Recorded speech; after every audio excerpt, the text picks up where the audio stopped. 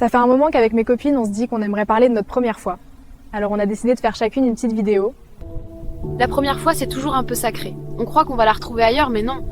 Elle n'existe qu'une seule fois. Et ça vaut la peine de l'habiter vraiment, d'être là. On nous donne plein de conseils, de règles, de chemins tracés. Mais si on n'arrête jamais pour s'écouter, on passe à côté de nous-mêmes.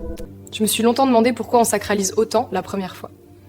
Et puis j'ai compris que c'est pas l'événement en lui-même qui compte, c'est ce qu'il déclenche en nous. Il y a ce moment où on se dit, c'est bon, je suis prête ou prêt. Pas parce qu'on mord la vie, mais parce qu'on l'écoute enfin.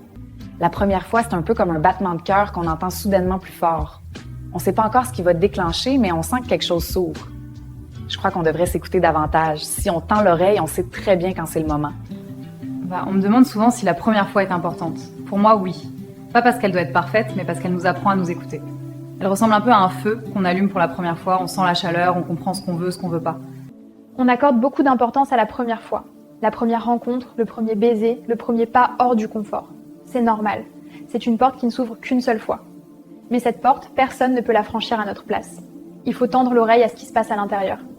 On me demande souvent pourquoi la première fois compte autant. Je crois que c'est parce qu'elle laisse une empreinte qu'on ne peut pas effacer. Elle n'a pas besoin d'être parfaite, elle doit juste être nôtre. C'est comme ouvrir une porte qu'on n'avait jamais remarquée avant. Et pour ça, il faut s'écouter. Pas le bruit autour, pas les « tu devrais ». Vous savez, il y a des moments où tout s'arrête un peu, on se dit c'est maintenant. La première fois, c'est ça. C'est pas seulement un début, c'est un miroir. On se voit enfin, sans filtre, sans rôle à jouer. On croit qu'il faut courir après quelque chose, alors qu'en vrai, il faut surtout s'écouter. Il y a toujours une première fois. On la redoute, on l'attend, on l'idéalise. Et pourtant, c'est juste un pas qu'on ne peut faire qu'une seule fois. Alors autant qu'il nous ressemble. J'ai longtemps cru qu'il fallait faire comme les autres, que les bonnes réponses étaient à l'extérieur. Vous savez, la première fois, quelle qu'elle soit, c'est un peu comme une porte qu'on pousse sans savoir ce qu'il y a derrière. On peut écouter les conseils du monde entier, mais on entend vraiment que quand ça résonne ici, à l'intérieur.